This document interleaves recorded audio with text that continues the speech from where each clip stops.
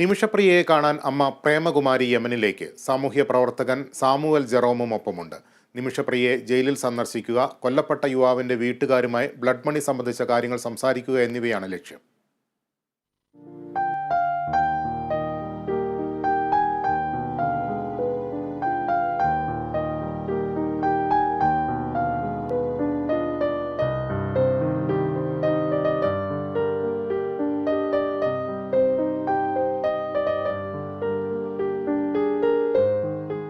നെടുമ്പാശ്ശേരിയിൽ നിന്നും വെളുപ്പിന് 5 മണിക്കുള്ള ഇൻഡിഗോ വിമാനത്തിലാണ് പ്രേമകുമാരിയുടെ യാത്ര ആരംഭിച്ചത്.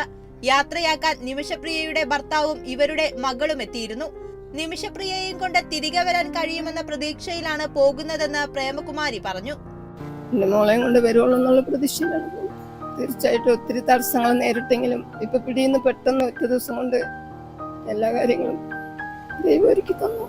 നിമിഷയുടെ ജീവന് വേണ്ടി പോരാടി എല്ലാവർക്കും വേണ്ടി ജീവിതം പോരാന്ന് പറയാനായിട്ട്. യമൻ പൗരൻ തലാൽ അബ്ദുമഹിദി 2017 കൊല്ലപ്പെട്ട കേസിലാണ് നിമിഷപ്രിയയെ വിചാരണ കോടതി വധശിക്ഷയ്ക്ക് വിധിച്ചത്.